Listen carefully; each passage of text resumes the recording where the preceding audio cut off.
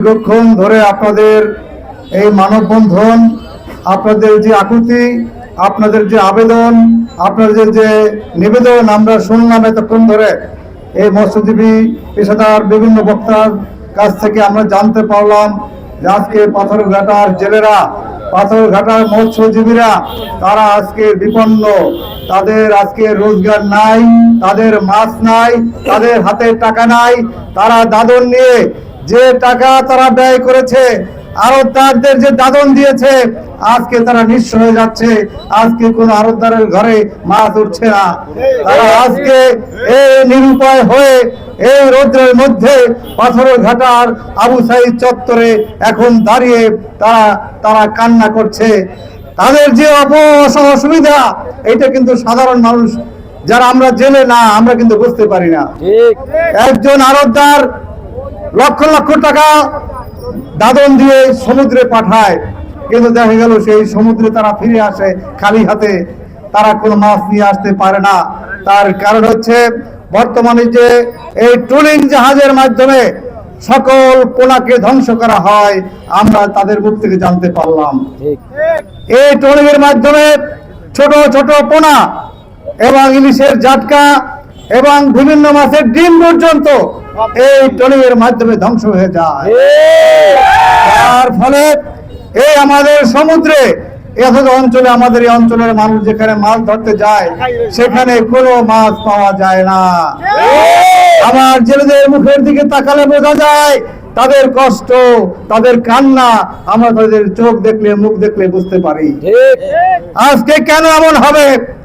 কিছু কিছু মানুষের জন্য আজকে টোটাল পাথরঘাটার জেলেরা না খেয়ে থাকবে, তা হতে পারে না। আমার হাজার হাজার জেলে ভাইয়েরা, তার কোনো চাউল কেনার টাকা নাই, আর মুসলিমেও 7-8 জন মানুষ তারা ফুলে ফেপে মোটা হয়ে গিয়েছে। ব্যবসা বাণিজ্য তাদের সব জায়গায়, সকল ব্যবসা, সকল টাকার মালিক তারা।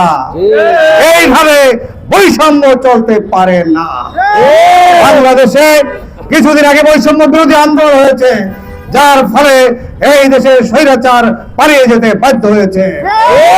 আমরা অতীব দুঃখের সাথে লক্ষ্য করছি, এখনো সেই আওয়ামী লীগ এবং বৈষম্য যারা করেছিল তাদের দোসররা এখনো এই মৎস্য সেক্টরটাকে নিয়ন্ত্রণ করছে। আমরা খোঁজ দিয়ে দেখেছি, এখনো বিএফডিসি, এখনো ওখানে আওয়ামী লীগের দোসররা পুরাতন ব্যবসা বাণিজ্য চালিয়ে যাচ্ছে। এবং যত অপকর্ম, যত অন্যায়, এই ট্রলিং ব্যবস্থা, সকল কিছুর মূলে কিন্তু তারা।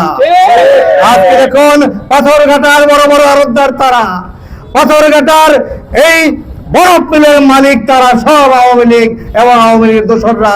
দীর্ঘ 17 বছরে তারা অন্যায় জুলুম নির্যাতন করে কোটি কোটি টাকার পাহাড় তৈরি করেছে। আমার সাধারণ জেলেরা না খেয়ে আছে, আমার সাধারণ জেলেরা চলতে পারছে না, দেনায় জর্জরিত হয়ে রয়েছে।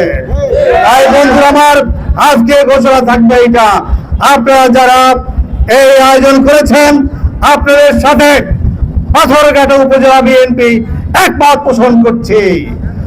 আগামী দিনের যে কোনো আপনাদের আন্দোলন সংগ্রামে আমরা আপনাদের পাশে থাকব। আর একটা কথা বলতে চাই, যারা এখন আওয়ামী দোসর এই মৎস্য সেক্টরকে নিয়ন্ত্রণ করছেন, অবিলম্বে তাদের ওখান থেকে প্রত্যাহার করতে হবে। আমরা সারা বাংলাদেশে লক্ষ্য করছি, তারা এখনো বিভিন্ন সেক্টরে থেকে এদেশের মানুষের বৈষম্য সৃষ্টি করছে এবং বিভিন্ন রকম অপকর্ম চালিয়ে যাচ্ছে। অতএব আওয়ামী এবং আওয়ামীর দোসরদের কোন জায়গা এই বাংলাদেশে এবং এই পাথরঘাটায় আমরা দেখতে চাই না। সেই অনুরোধ রাখছি।